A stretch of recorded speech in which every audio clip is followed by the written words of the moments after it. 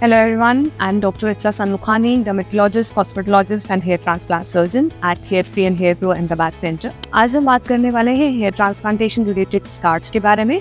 बहुत बार पेशेंट से क्वेश्चन करते हैं कि क्या जो हेयर ट्रांसप्लांटेशन से स्कार बनता है वो परमानेंट होता है। तो इसके लिए हमें हेयर ट्रांसप्लांटेशन की टेक्निक को थोड़ा समझना जरूरी है। जब भी हम हेयर ट्रांसप्लांटेशन करते हैं तो हम दो टेक्निक्स के बारे में बात करते हैं। एक होता है FUT, that is follicular unit transplant. जो दूसरा होता है वो होता है FUE। FUE का मतलब होता है फॉलिकुलर यूनिट एक्सट्रैक्शन। तो जो FUT रहता है उसमें हम क्या करते हैं कि जो आपका डोनर एरिया है उसमें से एक परत निकालते हैं of your skin along with your hair, और जो आपका स्किन रहता है उसको अप्रोक्सीमेट करके और स्टिच कर देते हैं। और जो हमने स्ट्रिप निकाला हुआ है उसमें से फिर हम जो हेयर ग्राफ्ट रहते हैं उनको हार्वेस्ट करते हैं। तो ऐसे केस में क्या रहता है, जब भी आप स्कार देखेंगे तो एक लीनियर स्कार बनता है, मतलब एक लाइन वाला स्कार बनता है जो आपके स्किन को अप्रोक्सीमेट करने के कारण ऊपर के बालों से ढक जाता है। तो जब आप एकदम ट्रिम करेंगे या आप बाल ऊपर के छोटे छोटे रखेंगे, बहुत छोटे रखेंगे, तो भी चांसेस आएंगे वो स्कार दिखने के। कभी कभी स्कार रिलेटेड थोड़े कॉम्प्लिकेशंस भी होते हैं। अगर आपका जो स्किन है प्रॉपर्ली अप्रोक्सीमेट नहीं किया गया है तो कभी कभी इसमें हाइपरट्रॉपिक स्कार हो जाते हैं। जो स्टिचेस लिए जाते हैं उसके मार्क्स पे ऊपर और नीचे दिखते हैं।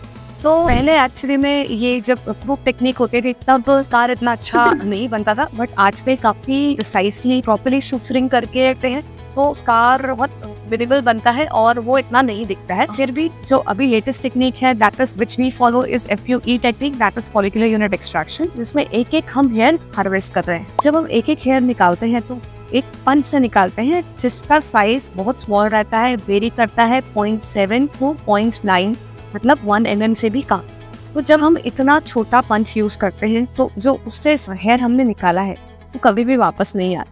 क्योंकि बहुत बार पेशेंट्स मुझसे ये क्वेश्चन करते हैं कि मैम आप इतने सारे बाल निकाल लेंगे तो क्या वो पीछे वापस आएंगे। तो ऐसा नहीं है, पीछे कोई खेती नहीं है। ऐसा नहीं है कि आपने हेयर निकाल लिए तो वो वापस नहीं उगेंगे। जो भी चीज रूट्स के लिए जा चुकी है वो वापस नहीं आने वाली है। बट FUE ऐसा टेक्निक है उसमें हेयर इस तरह से लिए जाते हैं कि जो आपके रिमेनिंग हेयर रहते हैं वो आपके निकाले गए हेयर से काफी ज्यादा रहते हैं, और जो उसका पैटर्न रहता है विजिबिलिटी उसकी एकदम नेग्लिजिबल रहती है। अनलेस आप बिल्कुल ट्रिम करेंगे या आप ग्रेट जैसे जो आपका ट्रिमर रहता है उसमें 2 नंबर से नीचे रखेंगे तो आपकी विजिबिलिटी हो सकती है, but otherwise if taken properly visibility इतनी नहीं रहती है। तो आपको इसीलिए हेयर ट्रांसप्लांटेशन के बाद एडवाइस किया जाता है कि आप डोनर एरिया में ट्रिमर अगर आप करते हैं, थोड़ा शॉर्ट हेयर स्टाइल रखते हैं तो 2 नंबर से ऊपर का ब्लेड यूज करें। कम करेंगे तो डेफिनेटली वो दिखेगा। हाँ, बट ये स्कार के बेनिफिट्स क्या है? एक तो छोटे छोटे मल्टीपल स्कार्स रहते हैं, हीलिंग बहुत जल्दी बहुत फास्ट हो जाती है। थर्ड डे हम पेशेंट का ड्रेसिंग रिमूव कर देते हैं, पेशेंट कंफर्टेबल रहता है। बहुत कम चांसेस होते हैं कि कोई भी स्कार रिलेटेड कॉम्प्लिकेशंस हो, क्योंकि इसमें रिकवरी फास्ट है, कॉम्प्लिकेशंस लेस है।